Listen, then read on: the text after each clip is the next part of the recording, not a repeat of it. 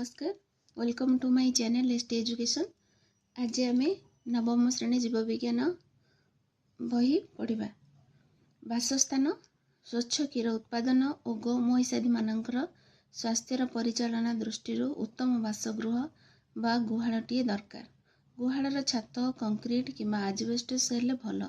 गुहाळ भितर उत्तम वायु चलाचलर व्यवस्था रहिबा उचित। गुहाळर चट्टाण खदखदड़िया और सामान्य गड़ाणिया हेबा आवश्यक। फल घरर चट्टाणटी को परिष्कार करने को सुविधा हुए एवं गुहाळ मध्य सुखिला रही था। चिकण चट्टाण रे गोरु मानक गोड़ खसी छोटा हेबार संभावना अधिक रही था। तेणु यह खदखदड़िया हवा दरकार। गो खाद्य दुई प्रकार। जीवन धारण खाद्य जहाँ गोरु गाईंकर शरीर गठन निमित्त नित्यांत आवश्यक।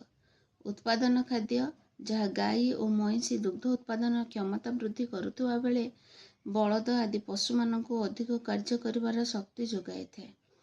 एही दुई प्रकार खाद्य साधारणतः दुईटी माध्यम मिलता है। प्रथमटी है तंतु बहुल गो खाद्य उदाहरण कंचा घास डालपत्र नड़ापाल सुखिला घास इत्यादि एवं द्वितीयटी है दाना जातीय गो खाद्य उदाहरण खाद्यशस्य तेलपिड़िया बिरी कोलथ इत्यादि। उपरोक्त खाद्य सह किछि खनिज मिश्रण व मिनेराल्स और खाद्य मिश्रण फीड एडिटिव्स जोग कराई थाए। ए समस्त प्रकार खाद्य वर्तमान बाजार में उपलब्धि हेलानी। शरीर वृद्धि प्रजनन क्षीर उत्पादन तथा जीवन धारण पई आवश्यक समस्त उपादान साधारणतः सुषम गोखाद्य मिलता है।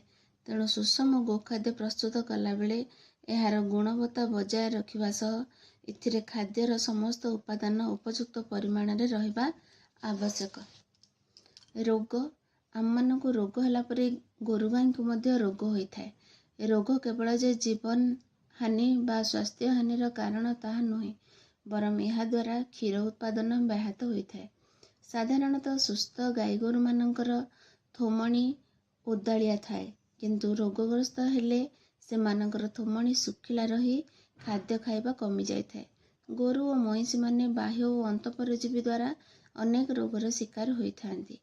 बाह्य परजीवी द्वारा गोरु गाईंक ठारे चर्म रोग होउथुवा बेले अंतःपरजीवी द्वारा प्लीहा ज्वर एंथ्राक्स निमोनिया और फाटुआ भली अनेक रोग देखा जाय थाए।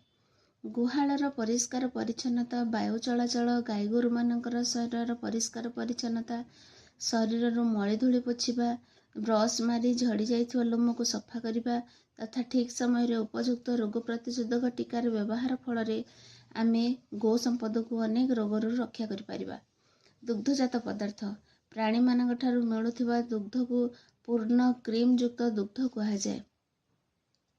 जेतेबेले क्रीम को अलगा कर दिया जाए तेबे अवशिष्ट दुग्ध को टोनड दुग्ध कहते। एही दुग्धरे स्नेहसार अंश न थाए एवं एहाकू सरविहीन दुग्ध कहा जाए।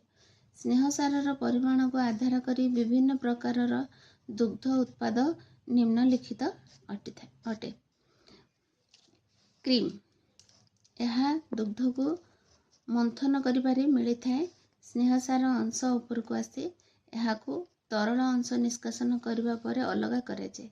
एथिरे हिसाब रे 10 रु 70% स्नेहसार रही थाए। दही बीजाणुंकर प्रतिक्रिया जोगु दुग्ध दही रे परिणत होइथाए।